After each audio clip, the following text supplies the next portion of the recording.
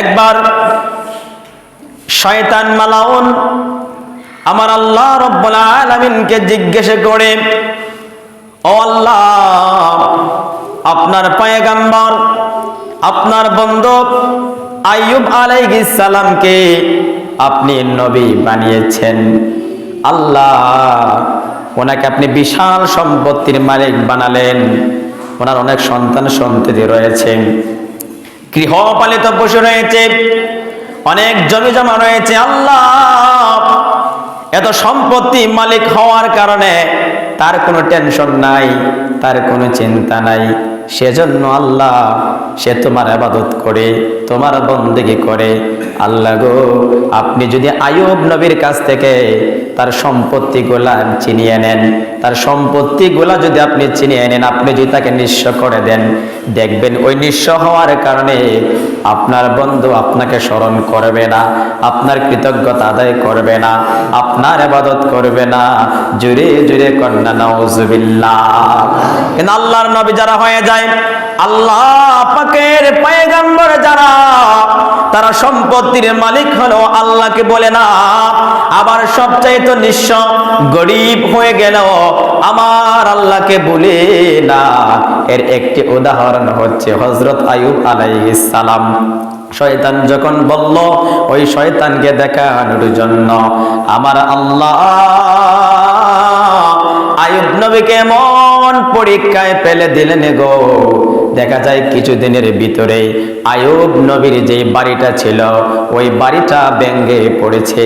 বাড়িটা যখন ভেঙে পড়ল, বাড়ি ভেঙে যাওয়ার পরে বাড়ির নিচে পড়ে, বাড়ির চাপা পড়ে ওনার যে সন্তান ছিল, সন্তান আদি সবাই মরিয়া গেল।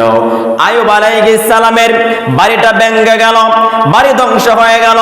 ধ্বংস হওয়ার সঙ্গে সঙ্গে ওনার সন্তানেরাও বাড়ির চাপা পড়ে মরে গেল। আইয়ুব নবী সংবাদটা যখন পেলেন, তখন তিনি দুঃখিত হলেন না, একটু কষ্ট অনুভব করলেন না, তখন তিনি আল্লাহ রাব্বুল আলামিনের শুকরিয়া আদায় করেছেন। বলেন না আলহামদুলিল্লাহ। বাড়ির চাপা পড়ে ওই যে নবীর পরীক্ষা আরম্ভ হয়ে গিয়েছে। শয়তান যে আল্লাহকে গিয়ে বলছে, আপনি এত সম্পত্তির মালিক বানিয়েছেন, এজন্য সে আপনার ইবাদত করে, আপনার গুণকীর্তন গায়, আপনার জিকির আজকার করে। আপনি যদি আপনার আইয়ুব নবীকে নিঃস্ব করে দেন, তার সম্পত্তিগুলো যদি নষ্ট করে দেন, দেখবেন অভাবের তাড়নায় আপনার জিকির করবে না, আপনার ইবাদত করবে না, আপনাকে স্মরণ করবে না। আল্লাহ রাব্বুল আলামিন দেখায়া দিলেন, বাড়িটা ভেঙে পড়ে গেল, আর ওই বাড়ির চাপায় পড়ে নিচে পড়ে আইয়ুব নবীর সন্তানেরা সবাই মারা গেল। তখন তিনি দুঃখিত হলেন না, কষ্ট পেলেন না, আল্লাহ রাব্বুল আলামিনের শুকরিয়া আদায় করলেন। এর কিছুদিন পরে হঠাৎ করে আইয়ুব নবীর কাছে সংবাদ এলে গেল, ও নবী আইয়ুব, আপনি জানেন নে আপনার যে কৃষি জমিনগুলা ছিল, ক্ষেত খামার ছিল, ওই কৃষি খামারের মধ্যে, ক্ষেত খামারের মধ্যে আপনি যে ফসলগুলি ফলিয়েছিলেন, ওই ফসলগুলা নষ্ট হয়ে গিয়েছে, ফসলগুলা আগুন লেগে পড়ে ছাই হয়ে গিয়েছে। এত বিশাল সম্পত্তি ছিল, এত বিশাল ফসল হয়েছিল, কৃষি কাজ করতেন আইয়ুব নবী। ওই কৃষি ধান যেই ফসলগুলি তিনি রোপণ করতেন, ওই ফসলগুলি আগুন লেগে ধ্বংস হয়ে গেল, পুড়ে ছাই হয়ে গেল, নষ্ট হয়ে গেল। আইয়ুব নবীর কাছে সংবাদটা এসে গেল আল্লাহর পয়গম্বর আইয়ুব আলাইহিস সালাম। তখন তিনি দুঃখিত হলেন না, কষ্ট পেলেন না, তখন তিনি আল্লাহ রাব্বুল আলামিনের শুকরিয়া আদায় করেছেন। এর কিছুক্ষণ পরে হঠাৎ করে আরেকটা খবর এসে গেল, ওগো নবী আইয়ুব, আপনি জানেন নে আপনার যে গৃহপালিত পশুগুলি ছিল, সব পশুগুলোই মরে গিয়েছে, একটা পশুও নাই, নাই বলতে কোনো কিছুই নাই, সব কিছুই নিঃস্ব হয়ে গেল, সব কিছুই ধ্বংস হয়ে গেল, বাড়ি ভেঙে গেল, জমিনগুলা পড়ে ছাই হয়ে গেল, গৃহপালিত পশুগুলা এগুলাও মরে গেল, সন্তানগুলা ছিল, সন্তানগুলাও মরে গেল। তখন আইয়ুব নবী আল্লাহর শুকরিয়া আদায় করে, মানুষেরা জিজ্ঞাসা করে, ও নবী আইয়ুব, আপনার এতগুলো জমিন ছিল, বাড়ি ছিল, গৃহপালিত পশু ছিল, আপনার সন্তানগুলি পর্যন্ত মারা গেল, সবকিছুই নষ্ট হয়ে গেল, সবকিছুই ধ্বংস হয়ে গেল, তখনও আপনি একটু কষ্ট পেলেন না? ওই আল্লাহর শুকরিয়া আদায় করেন। তখন আইয়ুব আলাইহিস সালাম ডাক দিয়া বলে, ও পৃথিবীর মানুষেরা শুনো শুনো, আমার বলতে কিছুই ছিল না, যেগুলা আমার কাছে ছিল এগুলা আমার ছিল না, যার ছিল তিনি নিয়ে গিয়েছেন। যদি কোন সুবহানাল্লাহ। এগুলা আমার না, আমার কাছে তিনি দিয়েছিলেন কিছুক্ষণের জন্য, ওনার যখন মন চেয়েছে তিনি আবার নিয়ে গেলেন। এগুলা আমার না, এগুলার সবকিছুর মালিক হচ্ছে আমার আল্লাহ। তিনি কে? আল্লাহু লা ইলাহা ইল্লাহু আল হাইয়ুল কাইয়্যুম। সুবহানাল্লাহ বলেন। দেখেন আইয়ুব আলাইহিস সালাম মানুষদেরকে কি কথাটা বলে দিলেন। এত কিছু নষ্ট হয়ে গেল, তিনি নিঃস্ব হয়ে গেলেন। তখন তিনি বললেন, এগুলা আমার না, এগুলা আমার ছিল না, জিনার ছিল, তিনি নিয়ে গেলেন। তিনি আমার কাছে কিছু দিনের জন্য দিয়েছিলেন, আবার যখন ওনার মন চেয়েছে তিনি আমার কাছ থেকে নিয়ে গিয়েছেন। এতে আমার দুঃখ পাওয়ার কোনো কিছুই না। তিনি আল্লাহ পাক রব্বুল আলামিনের উপর তিনি সন্তুষ্ট হয়ে গেলেন, সবকিছু ধ্বংস হয়ে যাওয়ার পরেও। সর্বশেষ আইয়ুব আলাইহিস সালামকে আল্লাহ পাক আরেকটা পরীক্ষায় ফেলে দিলেন। সেই পরীক্ষাটা কি? আইয়ুব নবী আলাইহিস সালামকে আল্লাহ পাক একটা বেমার দিয়েছিলেন, একটা রোগ দিয়ে দিলেন। সারা শরীরের মধ্যে পচন আরম্ভ হয়ে গিয়েছে, ফুসকা পড়ে গিয়েছে, বড় বড় পোড়া হয়ে গিয়েছে, পোকা ধরে ফেলেছে, সমস্ত শরীর আইয়ুব আলাইহিস সালামের পচন ধরে গিয়েছে, দুর্গন্ধ আরম্ভ হয়ে গেল। মানুষেরা আইয়ুব নবীর কাছে আসতে চায় না, এগুলা সহ্য করতে পারে না। ওনার যত স্ত্রী ছিল সব স্ত্রীরা ওনার কাছ থেকে একের পর এক বিদায় নিয়ে চলে গেল। দেশের মানুষেরা, এলাকার মানুষেরা আইয়ুব আলাইহিস সালামকে দেশ ত্যাগ করার জন্য বললেন, দেশ থেকে বিদায় করে দিলেন। সর্বশেষ ওনার একজন স্ত্রী, যিনি ছিল হযরতে ইউসুফ আলাইহিস সালামের নাতনি, জোরে কোন সুবহানাল্লাহ। ইউসুফ নবী কেমন সুন্দর, আর ওনার নাতনি কেমন সুন্দর, তিনি হচ্ছেন হযরতে রহিমা। এত সুন্দর একজন নারী হযরত রহিমা হযরত আইয়ুব আলাইহিস সালামকে ছাড়লেন না। স্বামীটা তো ওই রকমই হয়, স্ত্রী তো ওই রকমই হতে হবে। আইয়ুব নবীর সমস্ত শরীরে পোকায় ঝরঝর করে, সারা শরীর পচন ধরে গিয়েছে, গন্ধ আরম্ভ হয়ে গিয়েছে। মানুষেরা আইয়ুব নবীকে দেশ থেকে বিদায় করে দিল। হযরতে রহিমা স্বামীকে নিয়ে আরেক দেশে চলে গেলেন, জঙ্গলায় বসবাস করতে আরম্ভ করে দিলেন। একদিন নয়, দুদিন নয়, 1 মাস নয়, 2 মাস নয়, 1 বছর নয়, 2 বছর নয়, দীর্ঘ 18টা বছর পর্যন্ত আইয়ুব আলাইহিস সালামের শরীরে এই রোগটা ছিল। এই রোগ নিয়ে তিনি আল্লাহর পরীক্ষায় উত্তীর্ণ হয়েছেন। আর হযরতে রহিমা তিনি এমনই ভাবে স্বামীর সেবা যত্ন করতে লাগলেন। স্বামীর মুখে খাবার তুলে দেওয়ার জন্য তিনি মানুষের বাড়িতে কাজ কর্ম করতেন। সারাদিন কাজ করার পরে যেই কিছু খাবার পেতেন, ওই খাবারগুলা তিনি নিয়ে আসতেন, স্বামীর মুখে তুলে দিতেন। এইভাবে যখন 18টা বছর চলে গেল, এমনই মহিলা ছিল রহিমা। ওনার মাথার চুল ছিল লম্বা, মাথার চুলগুলা কেটে পর্যন্ত স্বামীর জন্য খাবার নিয়ে এসেছেন। অনেক লম্বা ঘটনা। প্রায় 18টা বছর পরে আইয়ুব নবীর সমস্ত শরীরে যখন পোকায় কামড় দেয়, সর্বশেষ ওনার জিহ্বায় এসে একটা পোকা যখন কামড় মেরেছে, তিনি ওফ শব্দ ব্যবহার করলেন। আর তখন তিনি আল্লাহর কাছে দোয়া করলেন, ওয়া আইয়ুবা ইয নাদা রাব্বাহু আন্নি মাসানিয়াদ দুররু ওয়া আনতা আরহামুর রাহিমিন। আইয়ুব নবীর ওই করুণ ঘটনাটা আল্লাহ পাক আল্লাহর কোরআনুল কারীমের মধ্যে উল্লেখ করেছেন। পৃথিবীর সমস্ত মানুষদেরকে জানিয়ে দিলেন, আর স্মরণ করুন হযরত আইয়ুব আলাইহিস সালামের ঘটনা। যখন তিনি তার প্রভুকে স্মরণ করে তার প্রভুকে ডেকে বললেন, আন্নি মাসানিয়াদ দুররু ওয়া আনতা আরহামুর রাহিমিন, হে আমার আল্লাহ, হে আমার রব, আমাকে দুঃখ কষ্টে রোগে স্পর্শ করেছে। ও আনতা আরহামুর রাহিমিন, আর আপনি হলেন সমস্ত দয়ালুদের মধ্য থেকে সর্বাধিক দয়ালু। যেরকম সুবহানাল্লাহ। আইয়ুব নবী বললেন, আল্লাহ আমাকে দুঃখ কষ্টে রোগে আক্রান্ত করেছে, স্পষ্ট করেছে, আর আপনি হচ্ছেন সমস্ত দয়ালুদের মধ্য থেকে সর্বাধিক দয়ালু, আপনি সর্বাধিক দয়াবান। আল্লাহ, দীর্ঘ 18টা বছর ধরে আমার শরীরে আপনি রোগ দিয়েছেন, পোকা এগুলি আমার মাংসগুলি খাচ্ছে। কোনোদিন আপনার কাছে আমি নালিশ করি নাই, কোনোদিন আপনার কাছে আমি অভিযোগ করি নাই, ও আল্লাহ কোনোদিন আপনার কাছে আমি দোয়া করি নাই, কিন্তু সর্বশেষ আমার জিহ্বায় এসে পোকাটা ধরে গেল, পোকায় কামড় মেরেছে।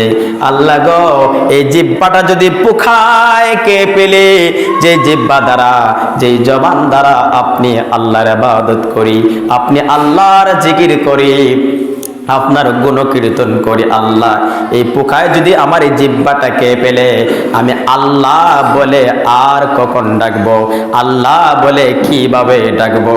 আইয়ুব আলাইহিস সালাম দোয়া করেন, আল্লাহ আমার এই জিহ্বাটাকে আপনি হেফাজত করুন।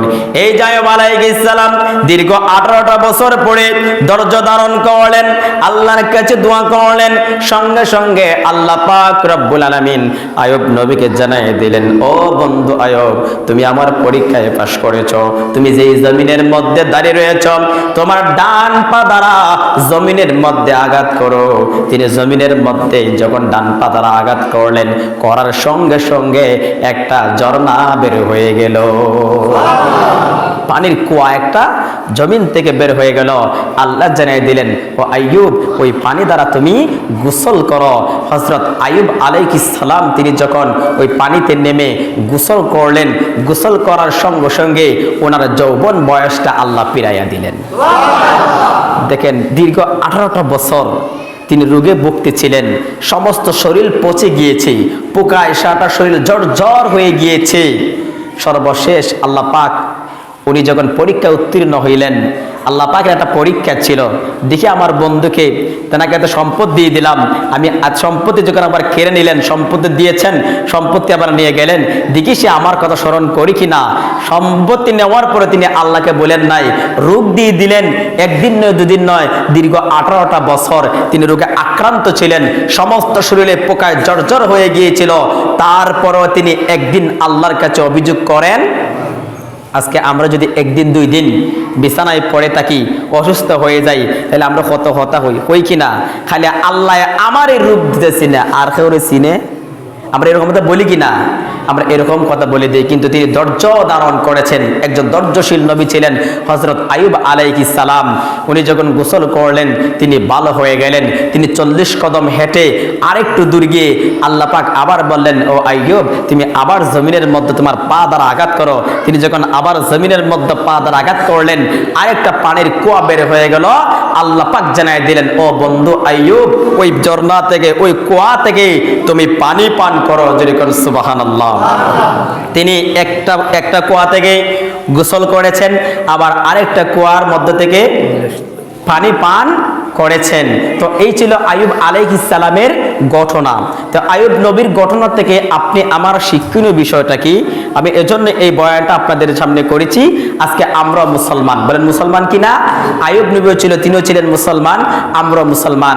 আজকে আমাদের যখন সম্পত্তি হয়ে যায়, সম্পত্তির হিসাব করতে করতে টাইম চলে যায়, কিন্তু যেই আল্লাহ আমাদেরকে এত সম্পত্তি দিয়েছেন, ওই মাবুদের ইবাদত করার টাইম পাই না। বলেন আসেনি? টাইম নাই। তো আল্লাহ পাক কিছু কিছু মানুষকে সম্পত্তি দিয়া পরীক্ষা করে, আবার কিছু কিছু মানুষকে ফকির মিসকিন গরিব বানায়ও পরীক্ষা করে, দিকের গরিব বানায়া সে আমি আল্লাহর প্রতি তাওয়াক্কুল থাকে কিনা।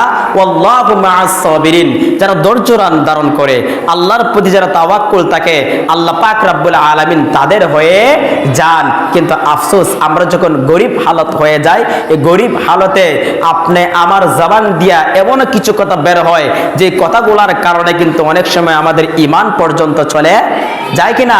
আমরা ধৈর্য ধারণ করতে পারি না। আমাদের যখন রোগ আসে, রোগ হয়, ওই রোগের সময় আপনি আমি ধৈর্য ধারণ করতে পারি না। কিন্তু নবী আইয়ুব আলাইহিস সালামকে আল্লাহ পাক 18 বছর রোগ দিয়েছেন। কত বছর?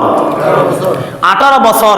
এরপরে তিনি একদিন আল্লাহর দরবারে অভিযোগ করে, করছে? করে নাই। কিন্তু এই রোগ হচ্ছে একটা নিয়ামত। রোগ কি বলেন? মুমিনের জন্য একটা নিয়ামত। রোগ আসলে রোগের মাধ্যমে গুনাহ মাফ হয়ে যায়। তো আইয়ুব নবীর ঘটনা থেকে আরো একটা শিক্ষণীয় বিষয় হচ্ছে, এমন স্ত্রীকে বিয়ে করতে হবে যে স্ত্রী নিজের অভাব অবস্থায়ও আমাকে ছেড়ে চলে যাবে। আজকে তো আমরা তুকাই কি বড় লোকের বেটি, তুকাই কিনা বলেন? আমরা বড় লোকের বেটি তুকাই, কয় টাকার মালিক আছে, সুন্দর স্মার্ট তুকাই, কিন্তু তুকাই না সে আমল আখলাক, তার চরিত্রটা বালা কিনা, চরিত্রটা বালা কিনা, এগুলা আমরা তুকাই না। কিন্তু তুকাই আমরা কয় টাকার মালিক আছে, তার বাবার সম্পত্তি আসেনি, এগুলা তুকাই। এগুলা যারা তুকাই এর গড়ি শান্তি আসে না। আপনাকে একজন সৎ চরিত্রবান মহিলা দেখতে হবে। বিবি রহিমার মতন মেয়ে যদি হয়, আপনার যত অভাব দুর্দশা আসুক না কেন, দুঃখে কষ্টে সব সময় আপনার পাশেই পড়ে থাকবে, কোনোদিন তার বাবার বাড়িতেও যাবে। ওরকম মহিলা আছে না নাই? এমনও কিছু মহিলাদের স্বামী এত জ্বালা নির্যাতন করে, এত নির্যাতন করে, নির্যাতন করার পরও দেখবেন বাবার বাড়িতে যায় কোনো কিছুই বলে ওইটা হচ্ছে মহিলা, প্রকৃত মহিলা। তো আইয়ুব আলাইহিস সালাম দেখেন, উনি যখন একবার অসুস্থ অবস্থায় যখন ওনার স্ত্রী রহিমাকে ডাক দিলেন, আসতে একটু দেরি হয়েছে। কি হয়েছে? দেরি হয়েছে বিদায় তিনি বললেন, তিনি যখন আসতে দেরি হয়েছে, এই রহিমা আমি তোমাকে 100 বেতের আঘাত করব। কতটা?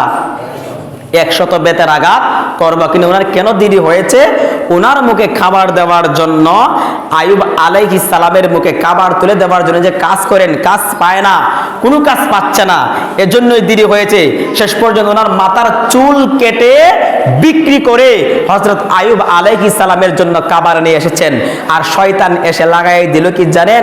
ও আইয়ুব, তোমার স্ত্রী তো চুরি করছে। কি করছে? তোমার স্ত্রী তোমার চুরি করে, তুমি কোন খাবার খাও? তোমার স্ত্রী চুরি করছে, আর চুরি করে খাবার না তোমার খাওয়ায়। কিন্তু আইয়ুব আলাইহিস সালাম তিনি বিশ্বাস করেন না যে আমার স্ত্রী ওই রকম হতে পারে না। তুমি যদি বিশ্বাস না করো, তাহলে আজকে আসার পরে তোমার স্ত্রীর মাথার চুল দেখো। তোমার স্ত্রীর চুল তো ছিল লম্বা, মানুষেরা চুরির ধরা খাইছে দেখিয়া ওই বেডি তোমার স্ত্রীর চুলগুলা খাইটা মানুষের রেখে দিছে। তো উনি যখন আসলেন, দেরি হয়েছে, মাথার চুল সরানোর জন্য, ঘুমটা সরানোর জন্য বললেন, তিনি সরায় না। তিনি যখন সরান, দেখা যায় সত্যি সত্যি ওনার মাথার চুল কাটা। তখন তিনি বলেন, তোমার মাথার চুল কাটা কেন? তিনি বলেছেন যে আমি তোমাকে খাবার দেওয়ার জন্য আমার মাথার চুল বিক্রি করে খাবার নিয়ে এসেছি, কিন্তু ওই যে শয়তান লাগাইয়া গেছে, না তুমি বুঝে চুরি করেছো। কিন্তু আল্লাহ পাক রব্বুল আলামিন জিবরাইলের মারফতে জানাই দিলেন, ও বন্ধু, আপনার স্ত্রী চুরি করে নাই, আপনার মুখে খাবার দেওয়ার জন্য সে চুল বিক্রি করে খাবার নিয়ে এসেছে। আর আপনি যে খাবার খেয়েছেন এটা হারাম নয়, ওই খাবারটা হচ্ছে হালাল। সুবহানাল্লাহ বলেন। ওই খাবারটা কি? হালাল। তো ওই রকম স্ত্রী যিনি মাথার চুল কেটে বিক্রি করে দিয়ে স্বামীর জন্য খাবার নিয়ে এসেছেন। আর ওই যে তিনি নবীদের ওয়াদা, তিনি যে ওয়াদা করেছেন, ওই দেরি হওয়ার কারণে, আসার কারণে 100 বেতের আঘাত করবেন, তখন তিনি বুঝতে পারলেন তিনার কোনো অন্যায় নাই, তিনার কোনো দোষ নাই। কিন্তু নবী তো ওয়াদা করেছেন, ওনার দ্বারা নবীরা তো কোনোদিন ওয়াদা ভঙ্গ করে। আর ওয়াদা খেলাফি করা মুনাফিকের খাসলত। ওয়াদা খেলাফ করা কি? মুনাফিকের খাসলত। কোন নবী বলেন মুনাফিক হইতে পারে? কোন নবী মুনাফিকির আলামত তাদের মধ্যে নাই, কিন্তু ওয়াদা করেছেন, এই ওয়াদা তো রাখতেই হবে। তখন আল্লাহ পাক জানাই দিলেন, ও বন্ধু, আপনি 100 শলা হাতে নিয়ে, 100 শলা হাতে নিয়ে আপনার স্ত্রীকে একটা আঘাত করেন। কয়টা আঘাত? একটা আঘাত করেন। একটা আঘাত করলেই 100 বেতের আঘাত আদায় হয়ে যাবে। তো এই ছিল হাজরিন হযরত আইয়ুব